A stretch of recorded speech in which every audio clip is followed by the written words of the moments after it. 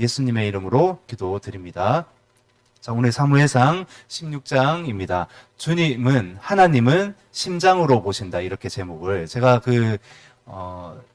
중심을 보시는 하나님이라고 이렇게 주보했다가 다른 이름으로 이렇게 해봤어요. 심장이라는 말이 더 어울릴 것 같습니다.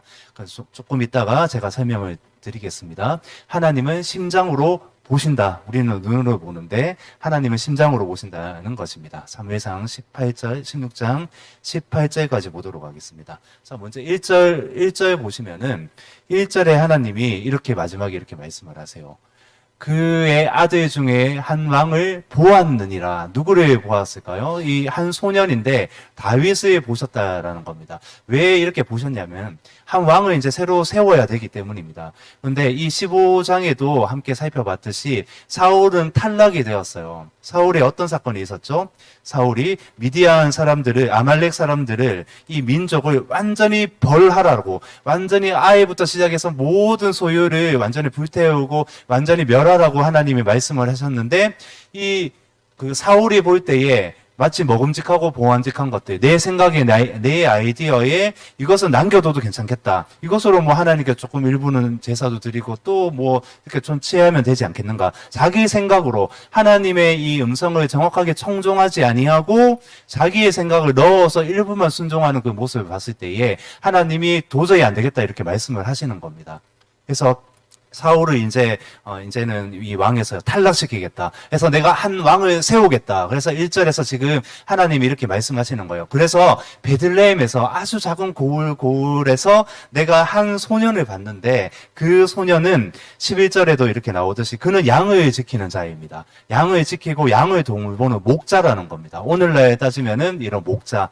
어떻게 보면은 세상적으로는, 많이 초라해 보이고 아무것도 없어 보이는데 하나님이 목자처럼 양을 돌보는 자처럼 교회에 하나님이 목자를 세우셨다 이렇게 볼 수도 있다는 것이죠. 그래서 진심으로 이 다윗이 양을 돌보고 생명을 다해서 이렇게 지키는 모습을 하나님이 보셨다는 것입니다. 그래서 여기서 보았다라는 뜻은 뭐냐면은 하나님이 미리 아셔서 선택을 했다 이런 뜻입니다. 그래서 우리 인생 가운데도 하나님이 한 명 한 명 우리는 우리의 생각대로 우리의 어떠함으로 달려가는 것 같은데 하나님은 이미 우리 가운데 우리를 미리 아셔서 선택하셔서 우리를 이끌고 가시는 하나님이신 줄로 믿습니다. 근데 보았는데 무엇을 보았냐면은 이 다윗의 중심을 보았다는 겁니다. 그래서 이 사울에게 명령을 이렇게 하는 거예요. 그래서 사울은 이제 안 된다. 왕에서 이제 내가 내릴 건데, 이 소년에게, 베들레헴에 사는 한 소년에게 내가 기름을 부어서 왕으로 세울 것이다. 이렇게 말씀을 하시는 거예요. 그래서 사울이, 예, 알겠습니다. 그래서 가는데, 그래도 이 사실을 알게 되면은 사울이 나를 죽이려고 하지 않을까요? 아, 그래.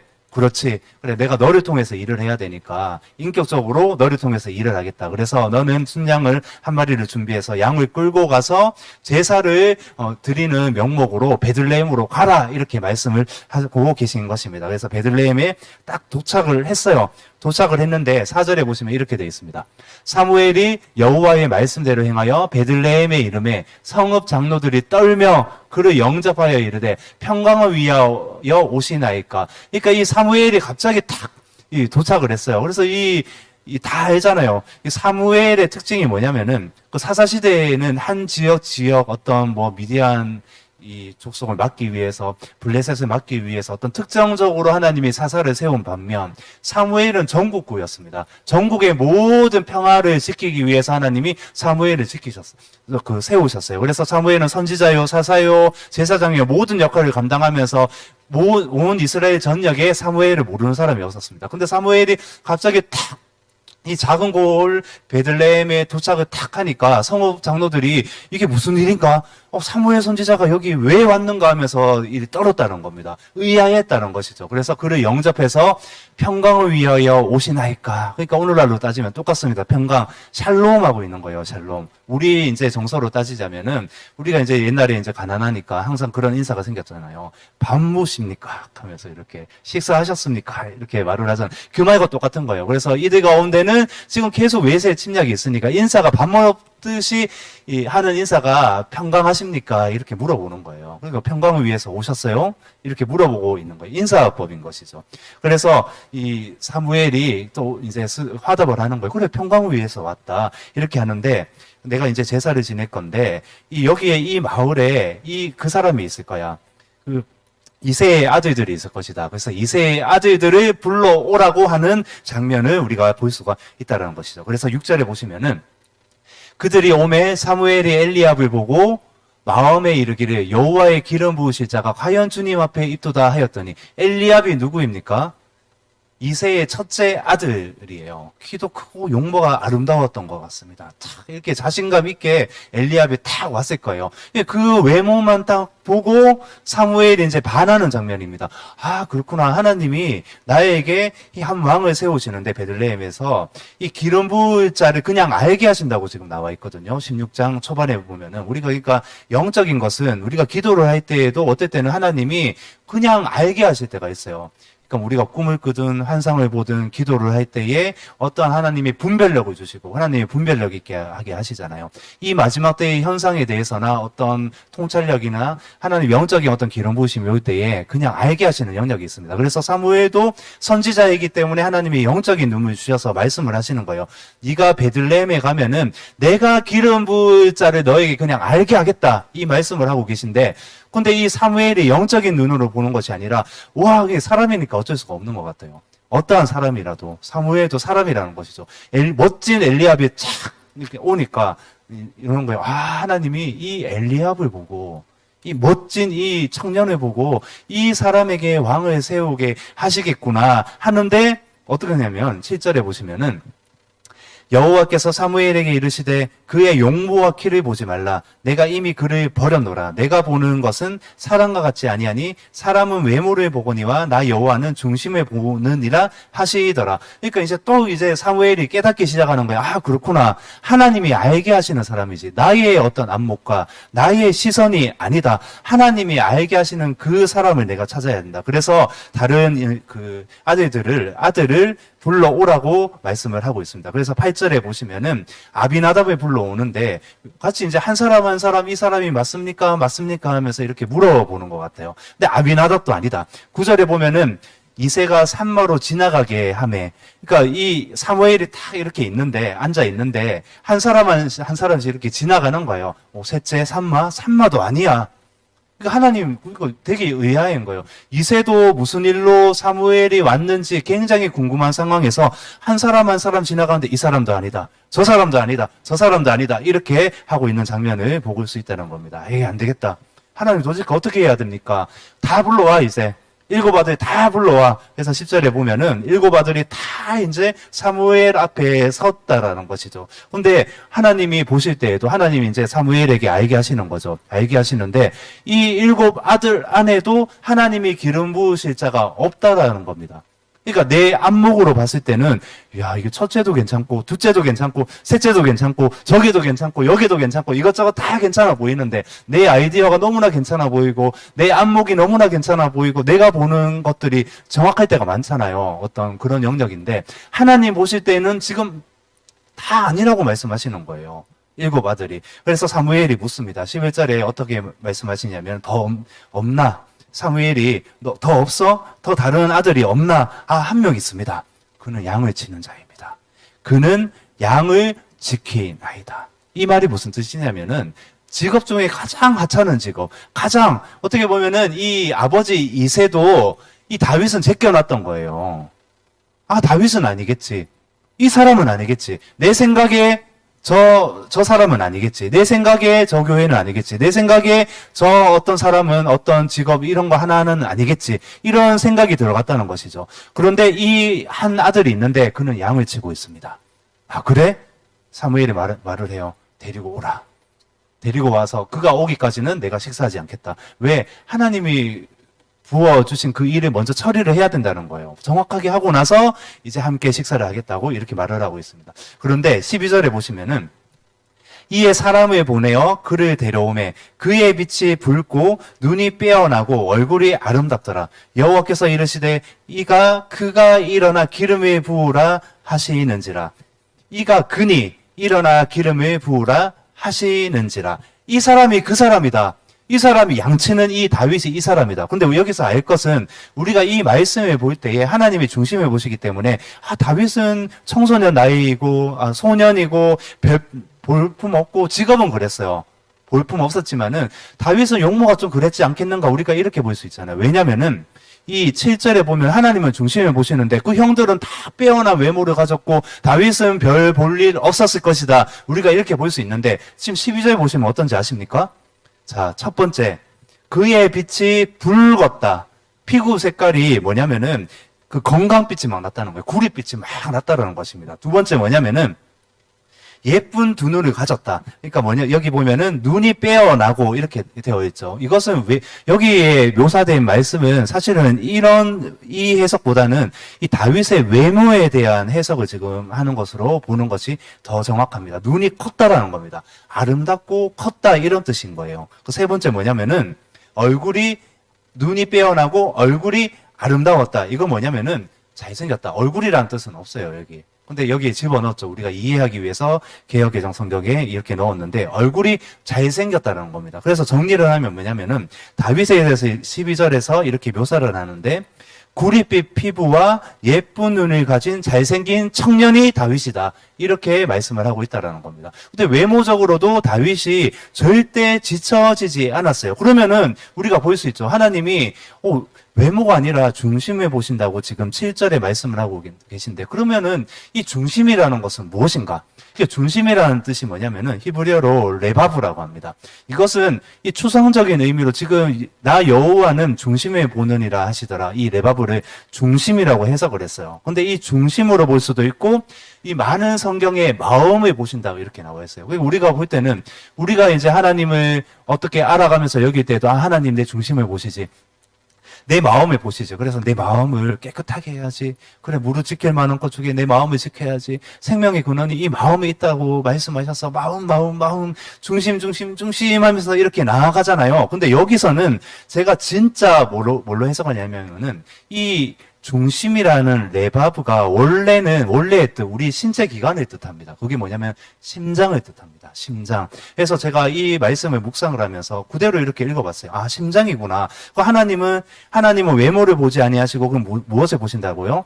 심장을 보신다. 그런데 이것을 우리의 심장을 보시는 것이 아니라 원래의 뜻이 뭐냐면은 하나님은 이런 거예요. 하나님은 사람은 눈으로 보지만 주님은 심장으로 보신다. 이렇게 봐야 된다는 겁니다. 근데 이게 무슨 뜻인가? 우리가 봐야 되잖아요. 그래서 제가 말씀의 후문맥을 보면서 16장 18절에 보시면은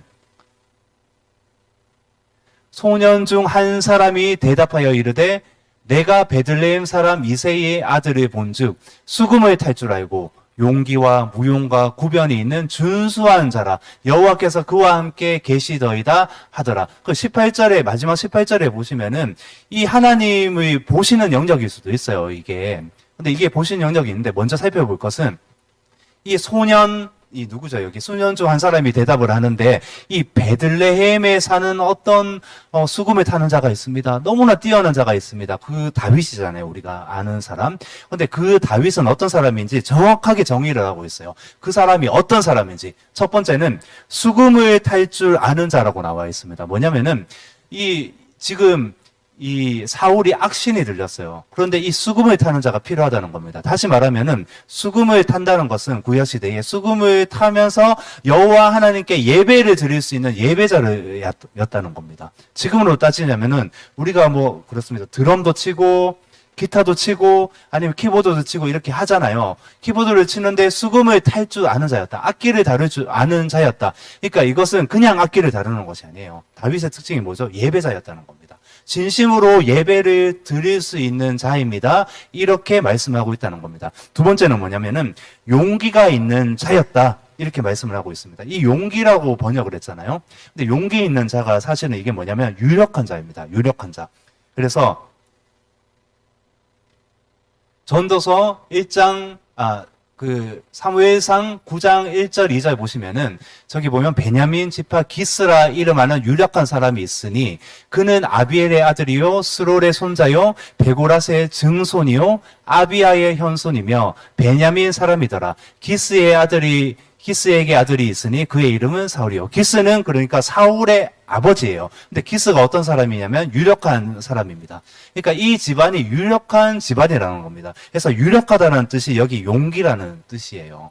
그러니까 우리가 그 초반에 이 수요 예배를 할 때에 그 룻기서 2장 1절에 보시면은 유력한 한 사람이 있는데 베들레헴에 그가 누구였죠? 보아스였습니다. 예수 그리스도를 예표하고 있잖아요. 그러니까 용기가 있다는 것은 여기서는 뭐냐면은 큰 용사라는 겁니다. 깁보로 하일이라는 이 히브리어인데 용사 중에 용사다. 이거 전쟁에 능한 자라고 이렇게 말하고 있어요. 그래서 다윗은 약한 사람이 아니었어요. 외모로도 처지는 사람이 아니었어요. 그러니까 여기서 이렇게 소개하고 있잖아요. 유명했어요. 다윗이 이런 자라는 것은 동네에서 원래 알고 있었다라는 겁니다. 그리고 세 번째가 뭐냐면은 무용한 자라고 나와 있잖아요. 18절에 보시면은 무용한 자다.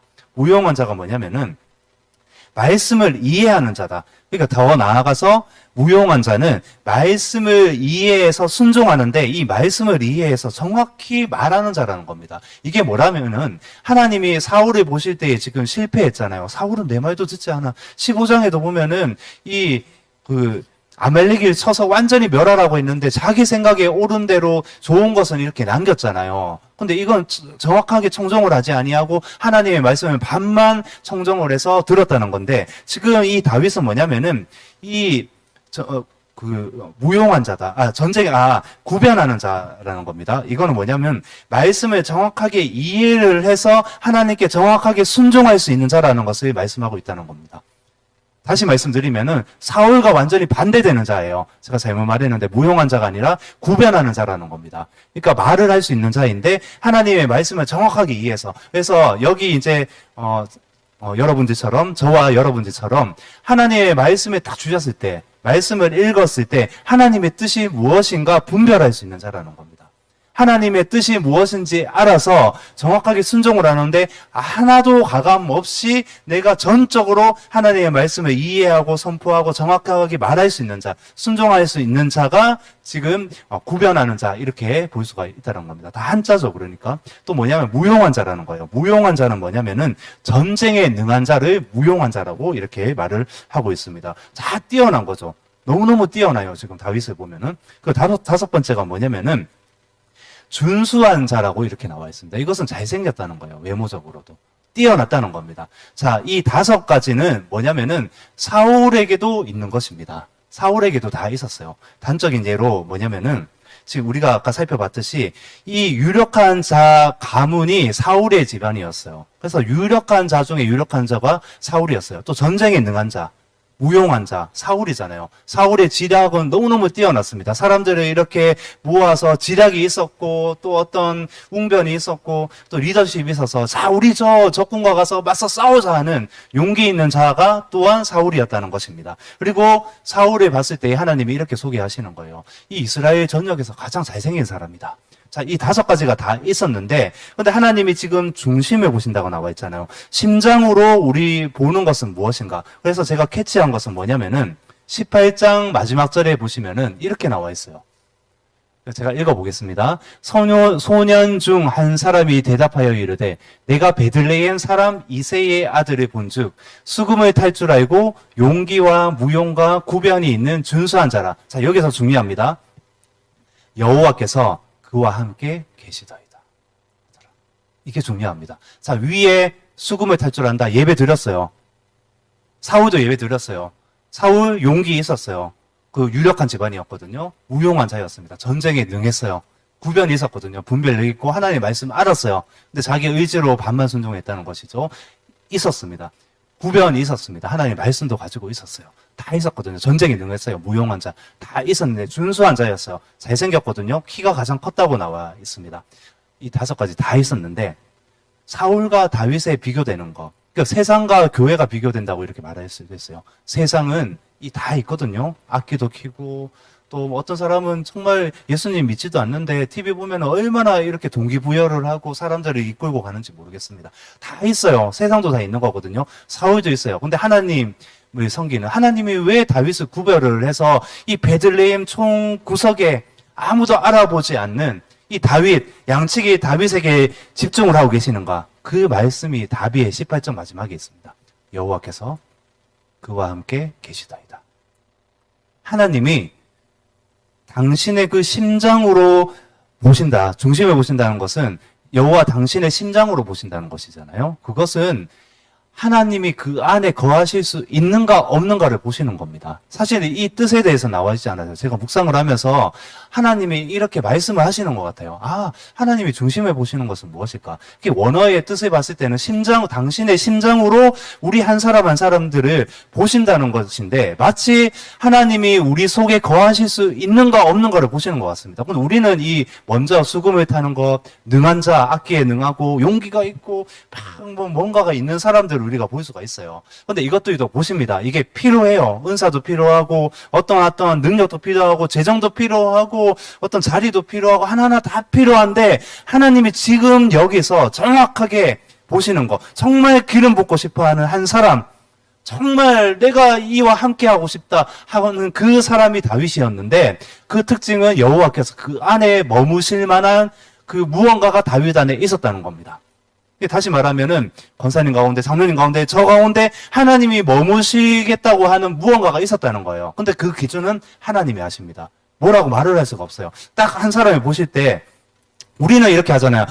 기도를 이렇게 해야 되는데, 통성으로 어떻게 이렇게 기도를 해야 되는데, 하나님 보실 때 어떻게 뭔가를 취하기를 원하는데, 하나님이 딱 보실 때에 하나님의 그 기준이 있으시다는 거예요. 딱 봤을 때에, 다윗을 딱 봤을 때에, 아, 내가 다윗 안에 거할 수 있겠구나 하는 하나님의 기준이 있다는 겁니다. 그게 하나님의 심장으로 다윗을 보는 거, 하나님의 심장으로 우리 교회를 보시는 거, 하나님의 심장으로 우리 한 사람 한 사람을 지금 보시고 계시다는 겁니다. 그러니까 하나님은 외모로 보시지 않는다. 다시 말씀드리면 7절에도 보시면은 하나님은 외모로 용모와 키를 보지 말라. 내가 이미 그를 버렸노라. 내가 보는 것은 사람과 같지 않다라는 거예요. 우리의 기준과 같지 않다는 거예요. 그것이 당신의 그 심장으로 우리를 보신다. 이것이죠. 단적인 예로 이런 겁니다. 이런 마음이 들었어요.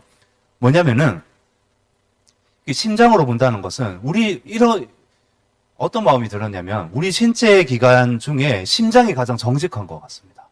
가장 정확하게 반응하는 것 같아요. 제가 한 20년 됐나요? 20년 전에 그 사무 딱 보면서 첫눈에 딱 반하게 하셨잖아요, 하나님이. 색안경을 딱 끼게 하셔서, 나중에 색안경이 싹 이렇게 없어지지만은, 그때는 너무나 사랑하는 여인이었습니다. 심장이 어떻게 돼요? 나는 뛰기 싫은데, 심장은 거짓말을 못 합니다. 그렇잖아요. 쿵쾅, 쿵쾅, 쿵쾅, 쿵쾅 하고 뛰는 거, 너 왜 그래? 좀 멈춰, 안 돼! 근데 이거 숨길 수가 없는 거예요. 막 손만 잡아도 막 미치게 막 심장이 막 뛴다는 것이죠. 막 이렇게. 이 심장. 그러니까 다시 말씀드리면은 또 이렇게 어떤 의미로 이렇게 말씀하시는 것 같았어요. 정직함을 보신다. 거짓 없는 사람을 보신다. 왜 이렇게 말씀드리냐면, 사울은 거짓이 많았어요. 모양만 있었다는 거예요. 지금 외모를 보시지 아니하고 심장으로 우리 한 사람 한 사람을 보신다는 건데, 사울은 그 정직하지 못하고 속이고 그럴듯하게 보여요. 순종하는 것 같아요. 어떤 뭔가 리더십이 있는 것 같아요. 무언가 자리에 뭔가 있어서 영향력이 있는 것 같은데 하나님 보실 때는 아니라는 거예요. 그게 왜 그런지 아십니까? 정직하지 않다.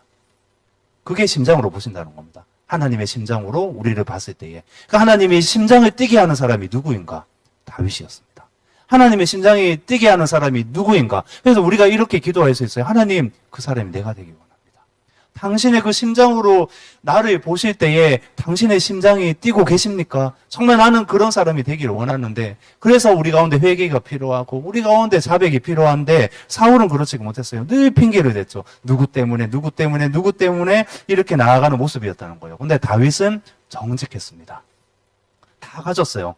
18절에 다 있었어요. 예배도 드릴 수 있었고, 용기도 있었고, 전쟁에 능한 자였고, 하나님의 말씀을 분별해서 그대로 받아서 순종을 했고, 잘생기기까지 했어요. 그런데 이 모든 것들을 세상도 가졌지만, 다윗도 가졌지만은 세상을 경영하기 위해서 하나님이 우리 가운데 이것을 주실 것인데, 진짜 중요하게 여기시는 것.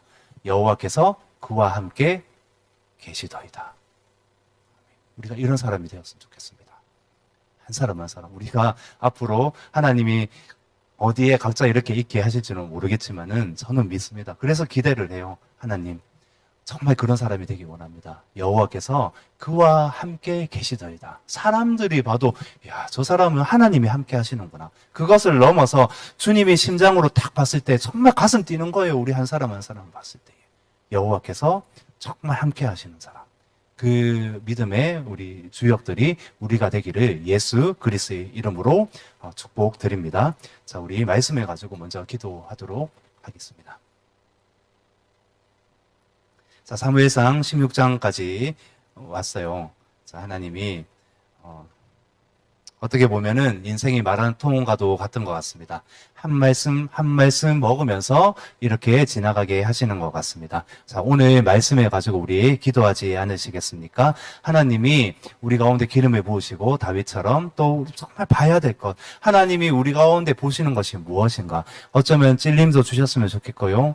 회개도 주셨으면 좋겠고, 하나님 당신의 심장으로 나를 보실 때에 하나님 정말 심장 뛰는 그 한 사람이 내가 될 수 있도록 인도하시고 역사하여 주시옵소서. 우리 이런 기도 제목으로 주신 말씀으로 함께 통성으로 기도했으면 좋겠습니다. 함께 주님 한번 부르짖고